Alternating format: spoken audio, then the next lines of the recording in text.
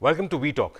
नाज़रीन, अब से कुछ देर कबल हमारे वफाकी वज़ीर ख़जाना जनाब इसहाक़ डार साहब ने एक प्रेस कॉन्फ्रेंस के ज़रिए, जिसमें तमाम तर वफाकी वज़रा मौजूद थे और उनकी इक़्तिसादी टीम जो है वो प्रीडोमिनेटली मौजूद थी, उन्होंने कुछ इंकशाफात किए और कुछ डिटेल से अवाम को आगाह करने के लिए ये प्रेस कॉन्फ्रेंस की। और इसमें बताया गया जो मजमूई तौर पर उसका जो लुब लुबाब है वो ये है कि इक़्तिसादी टीम के हमरा उन्होंने ये डिफ़ाइन करने की कोशिश की कि पीटीआई के जो वाइट पेपर्स का जवाब था उसके हवाले से कि ये वाइट पेपर्स जो हैं ये गुमराहकुन आदाद शुमार पर मुश्तमिल हैं और ये सियाको सबाक से हट के पेश किए जाने वाले कुछ ऐसी डिटेल्स हैं जिनका हकीकत से ताल्लुक़ नहीं है और उस गैर जानिबदाराना मवाजना करने की ज़रूरत पे उन्होंने ज़ोर दिया। और उन्होंने ये बात की कि गालिबन ये पाकिस्तान की जो इस वक्त की मौजूदा हुकूमत है उसके ख़िलाफ़ ये एक प्रोपेगेंडा करने की कोशिश की जा रही है। ये आदाद शुमार जो मईशत को माइनस करने के हवाले से या माइनस में जाने के हवाले से जो डिटेल्स हैं वो गालिबन गैर ज़रूरी हैं और गुमराह कुन हैं। तो अवाम में एक तज़ब्ज़ुब की जो सूरत हाल है उस चीज़ को उन्होंने डिफ़ाइन करने की कोशिश की, शायद कि जो महंगाई और इस बेरोज़गारी का जो हवाला दिया जाता है मौजूदा हुकूमत की जो इस वक्त की जो कारकर्दगी है उसको जो रेड लाइन से जो है वो हाईलाइट करने की जो हम बहुत दिनों से बात करें वो हाईलाइटेड हैं, तो उस हवाले से कुछ डिटेल्स उन्होंने शो करने की कोशिश की।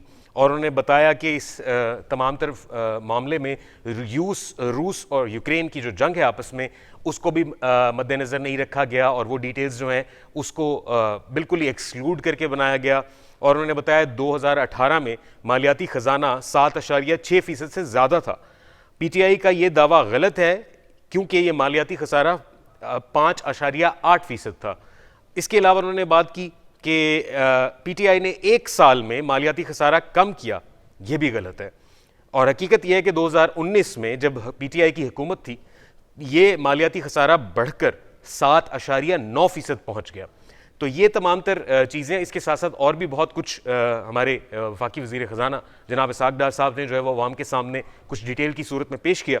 अब इसमें एक अहम बात यह है कि मिफ्ता इस्माइल साहब जो कि वफाकी वज़ीर ख़जाना रह चुके हैं, जो कि एक्स मिनिस्टर हैं, ट्रेजरी मिनिस्टर, जिनकी जगह पे जिन्हें रिप्लेस किया इसहाक़ डार साहब ने, उनके हवाले से कुछ जो है इंपॉर्टेंट चीज़ें आई और उन्होंने इस तमाम तर मामले को जो है इसहाक़ डार साहब की पर्सनल लाइफ है और उनका जो इन्फ्लुएंस है नून लीग के अंदर उससे उसको जोड़ा, उससे नथी किया। और उन्होंने कहा कि इसहाक़ डार जो है मईशत जो है वो अवाम को गुमराह कर रहे हैं, वो हकीकत से आगाह नहीं कर रहे। और उन्होंने कहा कि पार्टी में वो किसी और को वज़ीर ख़जाना नहीं देखते थे और नहीं बनने देना चाहते थे, इसलिए वो मेरे खिलाफ भी प्रोपेगेंडा करते थे। अब ये एक ऐसी सूरत हाल पैदा हो गई है जिसके पेश नज़र हमने इस टॉपिक को हमने अपना जो है वो आज के प्रोग्राम का तमाम तर जो है डिटेल्स उसके हवाले से चुना और हम ये बात करेंगे आज हमारे साथ इस मौजू पर। और मज़ीद डिटेल्स के साथ हमारे साथ मौजूद हैं शाहिद इकबाल भट्टी साहब। Sir, welcome to the show. बहुत शुक्रिया। मैं आपके समईन और नाजरीन को शाहिद साहब आप हम सुन सकते हैं? जी, आपकी आवाज आ रही है। मैं आपके समईन और नाजरीन को नए साल की मुबारकबाद। सर, आपको भी नए साल की मुबारकबाद। सर, ये नए साल में हम दाखिल तो हो गए लेकिन वही पुरानी बातें हमारे सामने आ रही हैं, चाहे वो वज़ीर ख़जाना साहब की सूरत में हो, उनकी तरफ से आने वाली जो डिटेल्स हैं इस प्रेस कॉन्फ्रेंस की सूरत में हो, या इससे पहले जो भी जोड़ तोड़ जो चल रहा था उसी के हवाले से अगर हम देखें तो वो नया साल जो है कोई नई चीज़ तो लेके सामने नहीं है। सर, क्या ख्याल है आपका? जी हाँ, वही पुराने चेहरे, वही पुराना बयानिया, वही पुराने झूठ, और कंप्यूटर पे डेट चेंज हुई है। अदरवाइज हर आने वाला दिन हमें जो है ना वो स्टोन एज में लेके जाने की कोशिश कर रहे हैं politician included PDM and PTI. मैं पीडीएम को नंबर पे डिस्क्रेडिट कर रहा हूं कि बेड़ा गर्क करने में, ये पूरे सिस्टम का बेड़ा गर्क करने में पीडीएम का हाथ है और पीटीआई ने ये मौका दिया है। जैसे मैं अपने पिछले साल के जितने भी प्रोग्राम्स थे मैं उनमें कहता रहा हूं कि इमरान खान को लाने में शहबाज शरीफ और नून लीग का हाथ है, पीपल्स पार्टी या मौलाना फजल रहमान का हाथ नहीं है। तो उनको इमरान खान को लाने वाले वो थे और पीएम इस मुल्क का बेड़ा गर्क करने में इन लोगों का सबसे बड़ा हाथ है कि अगर आपको ये काम आते नहीं थे शॉर्ट टर्म, देखिए मैं एक इकोनॉमिस्ट हूँ राहिल, जी। इकोनॉमिस्ट कह लें या मुझे फाइनेंशियल एक्सपर्ट कह लें, इकोनॉमी पे, पाकिस्तान की इकोनॉमी में मुझे इतना अबूर हासिल नहीं है, हम्म। लेकिन चूंकि डोमेन फाइनेंशियल एक्सपर्टीज की है, तो मैं ये समझता हूँ, और मेरा हल्का बाप ऐसा है कि फीडबैक हर वक्त जो है ना वो मिलता रहता है व्हाट्सएप के जरिए। बिल्कुल तो ठीक। मिनी, आप कह लें कि मिनी इकोनॉमिस्ट होके मैं ये कह सकता हूँ कि जिंदगी को गुजारने की तीन तरीके हैं और हम्म। तीन सिस्टम हैं। एक है शॉर्ट टर्म, एक है मीडियम टर्म, एक है लॉन्ग हम्म। टर्म। हर शख्स जो दुनिया में आता है, वो उसका एक बचपन होता है, फिर जवानी होती है, फिर बुढ़ापा होता है, ये हम्म। तीन स्टेज होती हैं। हम्म। तो पाकिस्तान को अब 75 साल हो गए हैं, कब तक ये पॉलिटिशियन मिलके हम्म। हमारी अवाम को बेवकूफ बनाते रहेंगे? और ना हमारी अवाम पढ़ी लिखी है। हम्म। कितने परसेंट अवाम जानती होगी? ये जो फिगर्स आपने बोले हैं, जी। जो कि व्हाइट पेपर, जो कि पाकिस्तान के किसी भी पढ़े लिखे आदमी को भी नहीं समझ आ सकती, यार ये व्हाइट पेपर क्या होता है। हम्म। कभी कोई पेपर आ जाता है, कभी ग्रे पेपर आ जाता है, कभी हम्म। व्हाइट आ जाता है, कभी हम्म। रेड आ जाता है। क्या इससे अवाम को रिलीफ मिलेगा?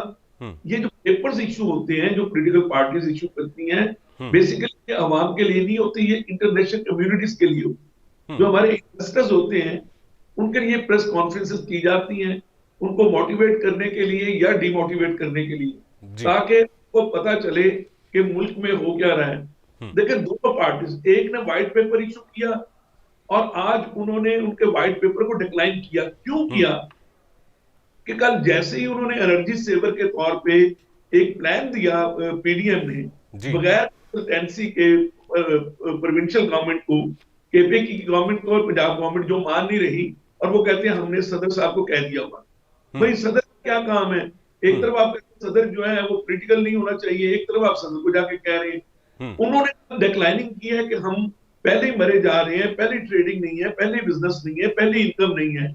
और अगर हम शॉर्टर पीरियड में हम अपने बिजनेस के टाइम को रिड्यूस कर देंगे, हम्म। मैं उनकी पॉलिसी से इत्तेफाक करता हूं, पीडीएम की कि डे लाइट में काम होने चाहिए, ठीक। लेकिन ये ऑल ऑफ सडन आप नहीं कर सकते। तो पाकिस्तान का सर, बेड़ा माजरत के साथ यहाँ पे एक सवाल जरूर मैं करूंगा आपके साथ, क्योंकि आपने जिक्र किया कि आप उनसे उनकी इस पॉलिसी से इत्तेफाक करते हैं।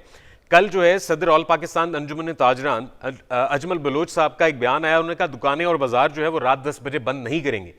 तो सर, जो लोकल जो ताजरान बरादरी है, जो उनकी जो भी ये अंजुमन है, जितनी भी उनकी फेडरेशंस, उनकी जितनी भी ये सारी की सारी एसोसिएशंस हैं इनफैक्ट, वो तो इसको बिल्कुल उसके बरक्स बात कर रही हैं। वो कह रही हैं कि जी हमारा जो लोकल कम्युनिटी है उसका तो नुकसान हो रहा है। आप बात कर रहे हैं कि वो इंटरनेशनल कम्युनिटी को या उन लोगों को ये सारे फाइनेंशियल इंडिकेटर्स जो हैं वो बताने के लिए प्रेस कॉन्फ्रेंस हुई। सर, तो लोकल लोगों का सर कंसर्न कौन जो है वो एड्रेस करेगा?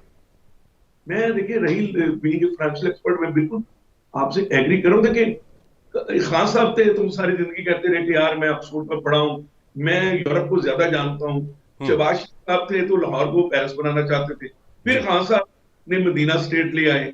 अब ये अब ख्वाजा आसिफ हों, देखिए ख्वाजा आसिफ वजीर दिफा है, तो हम्म। मुझे ये नहीं समझ आती कि एक वजीर दिफा का पोर्टफोलियो रखने वाला आदमी जी। वो प्रेस कॉन्फ्रेंस करना है जो एनर्जी पे और एनर्जी सेवर प्रोग्राम पे, और वो जो साथ हमारे पहलवान साहब बैठे हुए हैं उनके, जी। गुजरांवाला के जो तवानाई के वजीर हैं, वो हम्म। खामोश।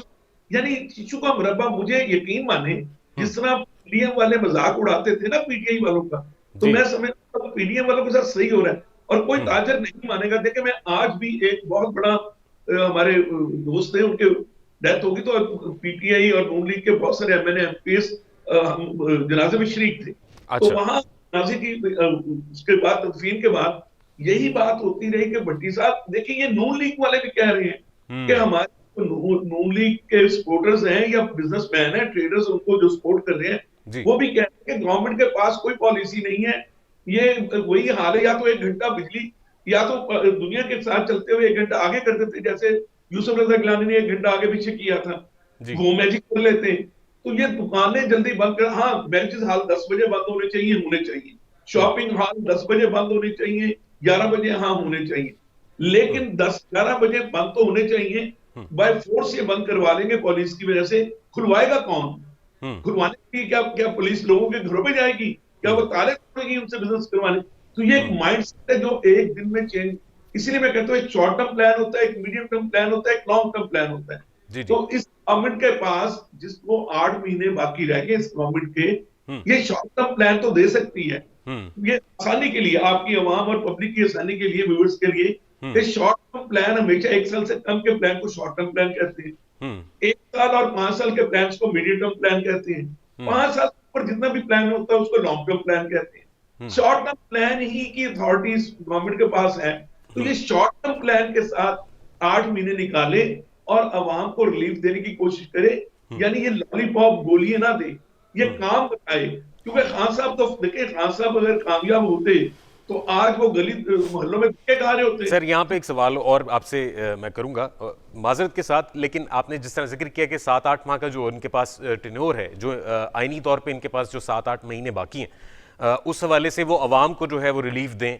अब वो अवाम को रिलीफ देने की जब बात करते हैं तो इस वक्त कल की ही एक और ख़बर है कि वो जो फ़ी लीटर पेट्रोलियम लेवी है वो 70 रुपये से 100 रुपये तक बढ़ाने की जो है वो इस वक्त जो है पॉसिबिलिटी, और देयर इज़ ओनली ऑप्शन कि अगर हमने IMF की जो है तमाम तर उस मुआहदों का जो है पास रखते हुए अगर उनसे हमने नेक्स्ट जो है हमने किस्त लेनी है तो हमें ये करना पड़ेगा। अब वो बोझ तो अवाम के ऊपर जा रहा है, तो अवाम को कैसे रिलीफ दें? इनके तो हाथ ही बंद हैं। मैं आपसे शेयर कर लेता हूँ। सबसे पहले तो ये जितने भी पाकिस्तान के प्राइम मिनिस्टर हाउसेस जो कैंप ऑफिस डिक्लेयर हुए हैं, ठीक है ना, उनको ऑप्शन करें। इस पे क्यों नहीं जाते? जो इनकी बड़ी बड़ी गाड़ियां V8 और पीछे डाले चल रहे होते हैं उनको करें। अच्छा, वर्चुअल सेमिनार्स क्यों नहीं कर रहे? बाई एयर टिकट लेके जहाजों, देखिए जो एक्सपेंस है ना, तो room is not built in a day. ये तो काम हो सकता है ना कि एक दिन में सरसों हाथ पे जम जाए। तो घर से साफ, घर से बचत, हर चीज घर से होनी चाहिए। ये शहबाज शरीफ साहब उठते हैं और हर दूसरे दिन वो सलाब जदगान के दौरे करने शुरू कर देते हैं। मुझे ये बताएं, इतने दौरे करने से क्या पानी खुश्क हो जाएगा उनका? आप बताएं, मुझे उनकी भी समझ नहीं आती। क्या वो जहाज जो है वो पानी पे चल रहे हैं? अब एक्सपेंस को ये कंट्रोल नहीं कर रहे और ये बड़ी बड़ी बातें करते हैं। ये तो आए थे खान साहब से जान छुड़वाने के लिए और पाकिस्तानी अवाम को रिलीफ देने के लिए, और ये लोग थे। देखें, खान साहब भी अब इनका हिस्सा बन चुके हैं। Imran Khan is the part of all dirty politics. लेकिन मसला ये था कि जो एक्सपीरियंस लोग थे, वो एक्सपीरियंस लोग, उन्होंने अवाम को क्या दिया? 25 रुपए की रोटी भी ले गए, 600 रुपए की मुर्गी पे ले गए। क्या वो आटा जो है सर, लेकिन एक आज जो शहबाज शरीफ साहब जो है सोबतपुर गए, बलूचिस्तान जिस तरह वो गए और उन्हें वहाँ जाके स्कूल्स जो है उसका अनाउंस किया कि वो स्कूल्स जो हैं वो वहाँ डेवलप करेंगे, बच्चों को तालीम और तरबियत जो है उनकी जो है वो यकीनी बनाएंगे। ये तो बड़ी अच्छी बात है, अवामी बात है। देखिए, स्कूल, मैं आपसे एग्री कर रहा हूँ, स्कूल, यूनिवर्सिटीज, हॉस्पिटल बनने चाहिए, लेकिन किन के लिए? अवाम के लिए। अवाम जिंदा रहेगी, बचेगी, भूख से नहीं मरेगी तो स्कूलों में पढ़ेगी ना। फर्स्ट, सबसे पहले लाइफ है। आप, हमारा सबसे बड़ा फूड सिक्योरिटीज का मसला बन रहा है। अवाम को शॉर्ट टर्म, जैसे गवर्नमेंट को शॉर्ट टर्म नीड की जरूरत है ना, प्लानिंग की, इसी तरह हर के फर्द को डे टू डे एक्सपेंस की और मंथली एक्सपेंसेस की जरूरत है।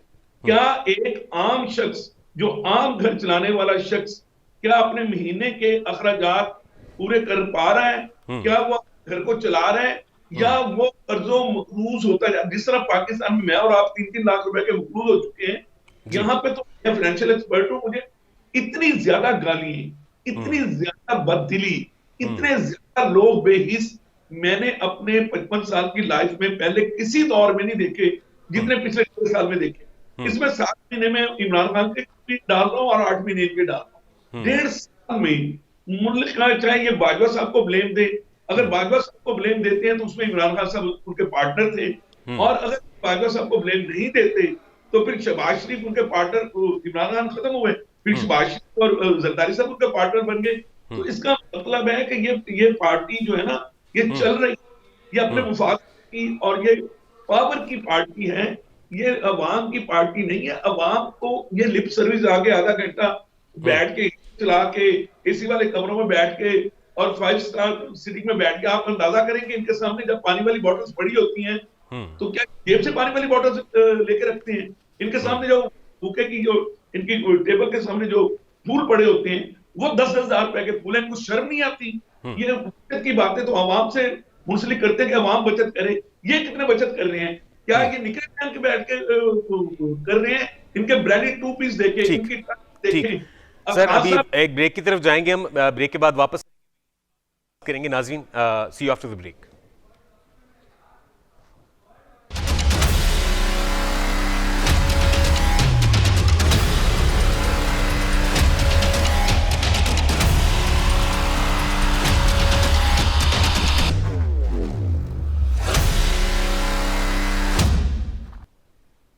वेलकम बैक नाज़रीन। ब्रेक पे जाने से पहले हम जिक्र कर रहे थे इसाक डार साहब की जो लेटेस्ट अभी उन्होंने कुछ देर कबल एक प्रेस कॉन्फ्रेंस की अपनी वफाकी काबीना के हमरा, और उन्होंने बताया कि कैसे जो डिटेल्स हैं वो गुमराहकुन हैं जो पीटीआई की गवर्नमेंट की तरफ से जो पेश किए जाने वाला वाइट पेपर है उस हवाले से। फिर उन्होंने मज़ीद डिटेल्स भी दी और उन्होंने बताया कि किस तरह मुआशी इस्तेहकाम जो है वो ज़्यादा दूर नहीं है और पाकिस्तान के दिवालिया होने की जो भी ये गलत अफवाहें फैलाई जा रही हैं वो उसका कतन हकीकत से कोई ताल्लुक नहीं है। और उस हवाले से फिर हमने ये देखा कि मिफ्ताह इस्माइल साहब भी जो हैं वो थोड़े एक्टिव हुए और उन्होंने इसाक डार साहब के ऊपर ज़ातियात पे, उनकी ज़ातियात पे जो है वो एक भरमार शुरू कर दी तनकीद की। उन्होंने कहा कि इसाक डार साहब जो हैं पार्टी में किसी और शख्स को भी वज़ीर ख़जाना के ओहदे पर नहीं बर्दाश्त करते। और उन्होंने अपने हवाले से उन्होंने जिक्र किया कि जब वो वज़ीर ख़जाना थे तो उनको हटाने के लिए भी प्रोपेगेंडा इसाक डार साहब की तरफ से किया गया और एक प्रेशर बिल्ड किया गया। अब ये एक इंतहाई अहम डिटेल है और पार्टी से भी उनके जो है इख्तलाफात, इसी हवाले से उनके इख्तलाफात सामने आए और मिफ्ताह इस्माइल जो हैं वो बड़ी वोकली सामने आ रहे हैं। और इस हवाले से उन्होंने एक और इम्पॉर्टेंट बात की कि वो सुसर होने की वजह से, इसाक डार साहब जो हैं वो सुसर होने की वजह से बहुत अहमियत लेते हैं। अब ये सारी ऐसी बातें हैं जो कि काफ़ी दिलचस्प भी हैं, क्योंकि अनफॉर्चुनेटली हम इसको दिलचस्प इसलिए कह रहे हैं कि एक एक्स मिनिस्टर जो हैं वो मौजूदा मिनिस्टर साहब के सामने उनके हवाले से बात कर रहे हैं और सेम पोर्टफोलियो के दोनों मिनिस्टर्स हैं और एक ही पार्टी से ताल्लुक है। अब ये आपस में इख्तलाफात जो अब तक ख़त्म नहीं हुए तो वो पाकिस्तान के हवाले से कैसे सोच पाएंगे? सर, शाहिद साहब आप हमारे साथ हैं। एक और भी बड़ी मज़े की एक अपडेट जो है वो हमारे सामने है। ये भी गुज़िश्ता रोज़ या आई थिंक 1 या 2 रोज़ कबल एक लेटर सामने आया जिसमें मरियम नवाज साहिबा के हवाले से, जिसमें उनको पार्टी का वाइस प्रेसिडेंट जो है वो बनाने के हवाले से वो डिटेल थी और उसके नीचे हमारे वज़ीर आज़म शहबाज शरीफ साहब जो हैं जो कि पार्टी के प्रेसिडेंट हैं उनके दस्तखत मौजूद थे। लेकिन एक इम्पॉर्टेंट बात यह है कि उसके ऊपर जो डेट थी वो 2022 की है।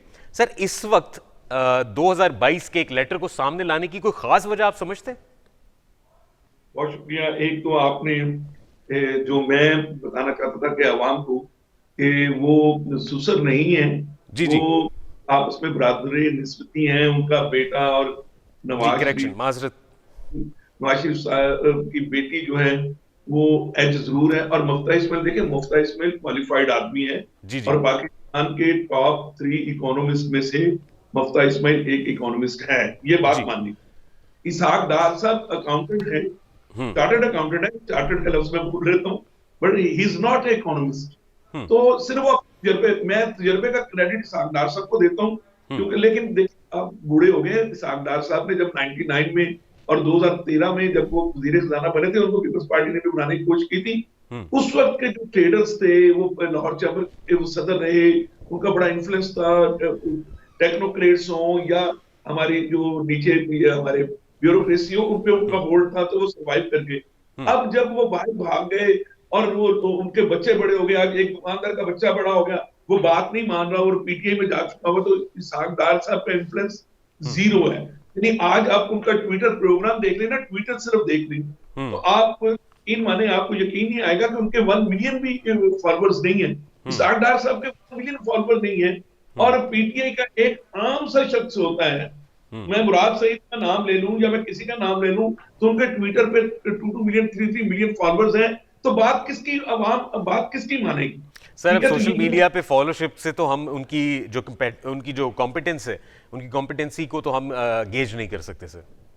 ठीक है जी, तो ये फर्क था। लिहाजा वो बूढ़े हो चुके हुए हैं, उनकी कैपेसिटी मैं तो समझता हूँ कि पाकिस्तान में, फिर मैं आऊंगा उस लेटर की तरफ कि वो लेटर फेक है, पुराना है, इग्नोर्ड लेटर है, मिस्टेकनली इशू किया गया, वो फोल्डेड क्यों है, वो 2022 की में ये इंकशाफ मैं कर दूंगा आपके इसी प्रोग्राम में। अभी 1 मिनट के बाद मुझे 1 मिनट दीजिएगा जी जी। कि मैं ये कि हमारी सियासतदानों के लिए भी एक स्लैब, यानी एक फेडरल मिनिस्टर जो 70+ में चला जाए वो उसको फेडरल मिनिस्टर नहीं बनना चाहिए।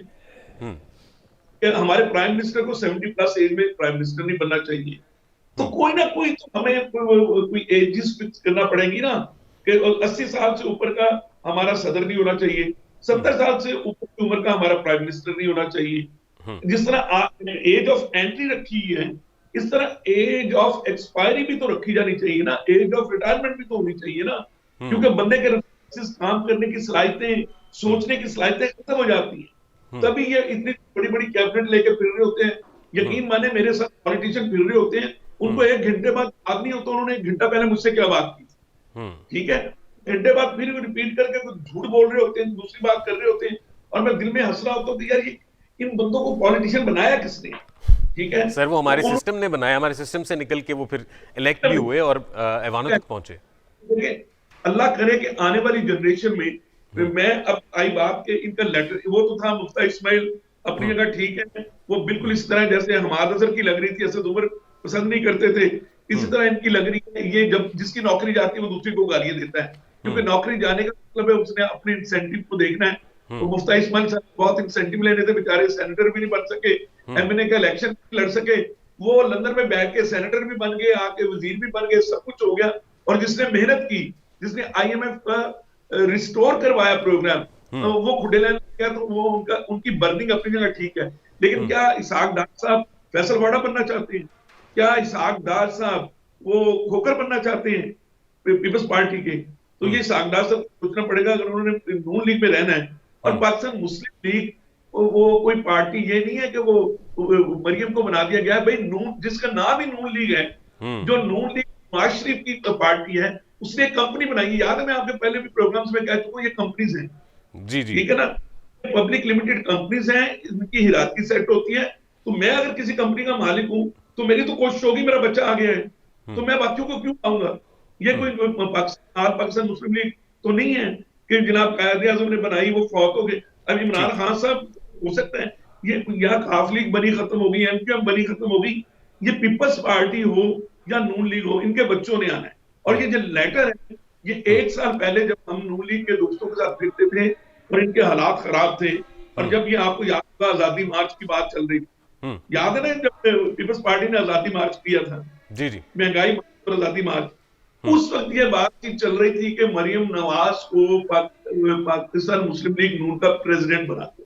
ठीक। तो मैं ये समझता हूं कि ये डिमोशन हुई है, ये प्रमोशन नहीं हुई मरियम नवाज। वो यहां से जब उन्होंने बनना था, जब वो लंदन जाता, तो वो लंदन प्रेसिडेंट बनने के लिए गई थी, लेकिन पता नहीं हुआ नवाज शरीफ साहब के, क्योंकि केसेस खत्म नहीं हो रहे, तो उन्होंने एक ग्रुप रख लिया कि उनको जो है सीनियर वाइस प्रेसिडेंट बना दिया, और एक सो कॉल्ड साहब शायद अब्बासी साहब को उन्होंने रिमूव नहीं किया, वो भी रहेंगे, लेकिन पावर जो असल पावर है वो as a senior vice president नहीं है, वो एज ए ऑर्गेनाइजर है, चीफ ऑर्गेनाइजर। अच्छा, अब आखिरी, बिल्कुल आखिरी, जल्दी से रैपिडली एक सवाल का जवाब दीजिएगा क्योंकि प्रोग्राम का वक्त जो है वो खत्म हो रहा है। सर, इमरान खान साहब को माइनस करने की बात हो रही है और मरियम को जो है वो प्लस या इन करने की बात हो रही है। सर, इस तमाम तर सूरत हाल में आप नवाज शरीफ साहब का फ्यूचर क्या देखते हैं, वो कहाँ जाएंगे? देखिए, ये प्लानिंग का हिस्सा है कि मरियम को इसलिए इन किया जा रहा है कि अगर नवाज शरीफ साहब के केसेस खत्म होके वो इलेक्शन तक ना आ सके, क्योंकि 10 जनवरी को बहुत उम्मीद थी कि वो कोई ना कोई ले लेंगे, और राना सनाउल्लाह साहब कह रहे थे कि तैयारी करूं, वो आ रही है। अब तो मरियम भी नहीं आ रही, और मोनस अलाई साहब भी स्पेन चले गए हैं, और आपको पता है कि 10 साहब भी बाहर बैठे हुए हैं। जब तक पंजाब गवर्नमेंट का फैसला नहीं हो जाता कुछ नहीं होता, और इमरान खान साहब बिल्कुल माइनस होंगे, बिल्कुल नवाज शरीफ की तरह माइनस होंगे। सिर्फ एक ही चीज उनको बचा सकती है, अगर नवाज शरीफ के केस खत्म हो जाए तो शायद वो भी इग्नोर होके वो भी मुकाबले में आ जाए। अदरवाइज फ्रेश ब्लड आ रहा है, फ्रेश ब्लड में मरियम आ गई हैं, उसके बाद बिलावल भुट्टो आ गए हैं। आपको बिलावल भुट्टो नजर नहीं आ रहे कि उनका चलना फिरना वो शहबाज शरीफ से ज्यादा पावरफुल है? जी जी, डिफेक्टो प्राइम मिनिस्टर तो बिलावल भुट्टो, ठीक, बातचीत थैंक यू तो है सो नहीं। मच भट्टी साहब। अनफॉर्चुनेटली हमारे प्रोग्राम का वक्त जो है वो अपने ख़िताम को पहुंचा है। हम मजीद बात भी आपसे करते रहेंगे। नाजरीन, हमने आज समराइज़ करने की कोशिश की इस वक्त जो मुल्क की मईशत की सूरत हाल है। हमारे वफाकी वज़ीर ख़जाना इसहाक डार साहब ने उसको एक्सप्लेन करने की कोशिश की अब कुछ देर पहले कॉन्फ्रेंस के ज़रिए, प्रेस कॉन्फ्रेंस के ज़रिए, और वहाँ पर वफाकी वज़ीर दीगर वज़रा भी मौजूद थे।